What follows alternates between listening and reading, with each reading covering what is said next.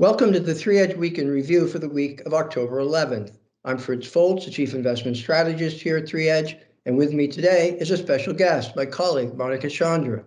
Monica is Managing Partner and Director of Business Development here at 3 Edge Asset Management. And today, along with a brief update of the global capital markets, Monica and I will be discussing the potential investment opportunity in India. But before we get to that, let's take a quick look at the activity in the global markets this week. And it was a strong week for the global equity markets as investors responded positively to surprisingly strong September U.S. retail sales figure and robust third quarter corporate earnings reports, which seemed to allay investor fears that rising costs and supply chain disruptions could negatively impact corporate profit margins and growth. This week's rise in global equities occurred even while signs of rising prices for everything, from oil and gas to coal, are boosting inflationary pressures.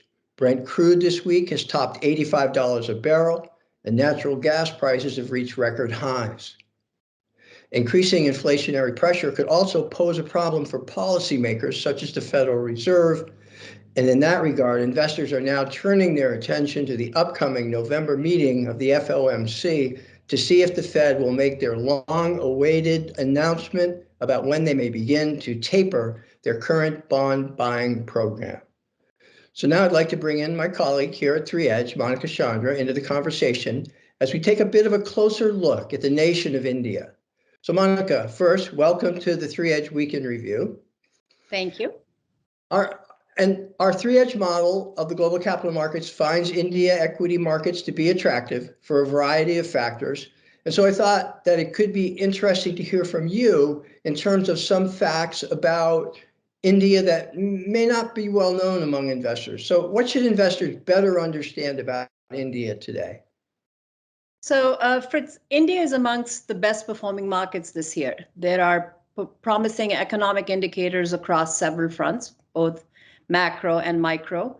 And the country seems to be bouncing back quite nicely from the devastating impact of COVID, particularly the second wave that hit India earlier this year. One thing I'll say about India is that it's a mosaic where old traditions and modernity collide. People of diverse religions, cultures, languages coexist. It is sadly home to the largest impoverished population, and yet it has a space program and it produces 25% of the world's engineers. So to best appreciate this dichotomy, I think you have to zoom the lens out a bit and see the opportunity that India presents despite its many challenges. Mm-hmm. So let's start with demographics. It is often said that demographics are a country's destiny. From an economic standpoint, the median age of a country's population has a direct impact, as you know, on the country's future economic growth. When it comes to India, part of its power lies in the huge population that's in the working group. And that's a staggering billion people with a B. They represent a growing labor force and a large domestic consumer base.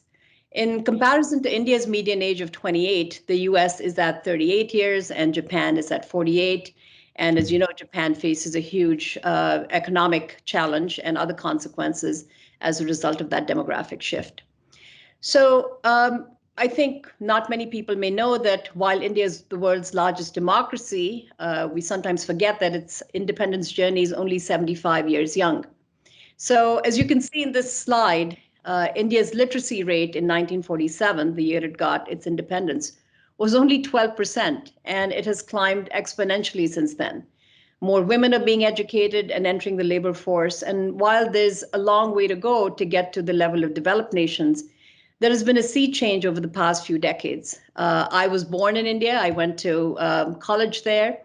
I visit every year, and yet it is impossible for me to recognize the skyline from one year to the next. Technology, particularly telecom, is transforming everything from education to commerce to entertainment. India has almost 1.6 billion mobile phones in use for its 1.3 billion people. And almost 800 million people have internet access today. There are 500 million more who need to be brought online in the coming years. So it's both a tremendous achievement and a phenomenal opportunity ahead. The other change that's underway in India, I would say, is on the entrepreneurial front. While India has always been home to amazing entrepreneurs like Tata, Birla, Ambani, who are known even on the international front, in just the past decade, India has seen the entrepreneurial ecosystem just come alive in all sectors. This is partly enabled by much easier access to capital for a new generation of entrepreneurs. Just in the first 6 months of this year, India saw an inflow of approximately $25 billion of capital into India-focused venture capital and private equity funds. So as you can see, quite a few changes over the past few decades that have just brought India into a completely different sphere. So let's see what that translates into. On this slide, you can see that thanks to privatization and opening up of the economy, which occurred really in the 80s and 90s, India has been seeing sustained economic growth, almost between 6 and 7.5%, putting it in the group of global growth leaders for the past 25 years. So the pandemic's impact, as you can see, was huge. The economy contracted by almost 7.5%.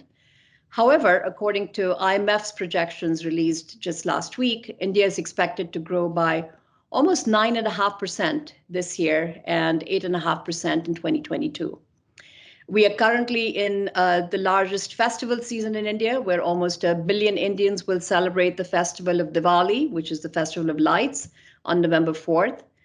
So the spotlight will be on consumer spending and its strength over the next few weeks and months, leading all the way up to New Year. Outstanding. Very interesting perspective on India. And so now I guess we need to look at the other side of the coin as well and talk to some of the potential risk facing India and the India equity markets going forward. And one thing that India has struggled with, along with most other emerging market countries, is bouts of inflationary pressure. And certainly they're not going to be immune from the costs associated with rising energy prices. So maybe you could just highlight a couple risks that we should and investors should be aware of as we look at India. So you're right, Fritz. I think inflation is something one always has to keep an eye out on, along with interest rates. So last year, in August of 2020, inflation was running almost at 6.5%, but it has been coming down steadily. The CPI inflation rate just last month in September came in at 4.3%, and that's almost at the lowest level since January of this year, and it's getting closer to the RBI target of 4%. That's the Reserve Bank of India. Earlier this month, RBI maintained its accommodative stance to support liquidity, keep borrowing costs low, and to support growth. And it's a stance that most experts don't think will change for some time, but obviously it's something that you've got to watch carefully. Mm-hmm. Right. The other thing I would say in terms of a risk, as India has learned this lesson well, is COVID and its variants. So while the population that's fully vaccinated is only 20%, as you can see on this slide, you have to keep in mind the sheer magnitude of the task at hand when it comes to India, both in terms of the number of people as well as oftentimes their rural and remote locations. I read a news article just earlier this week where they've started doing drone drop-offs in remote locations. So certainly, India is trying very hard. They've administered about 1 billion doses so far.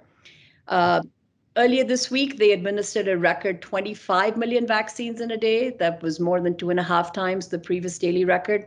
But clearly, the vaccination rate needs to continue to be maintained, and obviously the country will have to take some strong steps just in case there is a third wave, because the impact of the second wave, as we know, both in terms of human life and economics, was just devastating to the country. A different risk that I'll outline for India is geopolitical tensions. I think that's in that region always a reality, particularly with the recent pullout of the US from Afghanistan and the ramifications that could have for growth of terrorism in the region. But I think in an environment of tense global economic relations, India has done a pretty good job of holding its own and staying neutral enough to be considered as a partner for most of the developed nations, but always a risk of geopolitical tensions in the area. And then I would say, on a more micro level, as people have been reading, India seems to be having a pretty chronic cold shortage. And I think that's worth monitoring.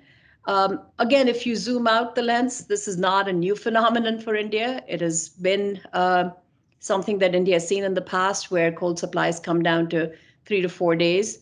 But it has found the right balance between limiting residential supply to help industrial output and also not passing on the price increase to consumers. So while that's something to watch out for, I also think it could be good in the long run for the prospects for clean energy for India. The government has laid out an ambitious sustainable energy plan, which it needs to deliver, particularly if India has to continue to grow at that 7 to 8% annual growth rate that I think it needs to grow at. Excellent. That's really great. I know that we've all learned something about India today. So thank you very much for providing your perspective on the Indian nation. And I guess if I were to sum it up, I could describe India as a country with great long-term potential and a bright future. However, it is a less developed country, and so the path forward will most likely be uneven. And importantly, that's why we will rely on our research model to indicate when it makes sense to be invested in India equities and even perhaps overweight in the India equity markets, and when it's more appropriate to not be long India equities. And I think it's also particularly important for our clients to be reminded that at 3Edge, we always maintain strict maximum ranges which govern the percentage of India equities held in any 3Edge strategy, which means that no matter how positive our model research may be towards the India equity market, for risk management purposes, we maintain tight maximum ranges for our holding in India equities. So that will do it for us. I want to thank you again, Monica, for being our special guest today and joining us. And Steve Cucchiaro and I will be back next week with another edition of the 3Edge Week in Review. Remember, all our videos are available on our 3Edge YouTube channel, as well as on our website at 3edgeam.com. So until next time, on behalf of Monica and everyone here at 3Edge, thanks for listening.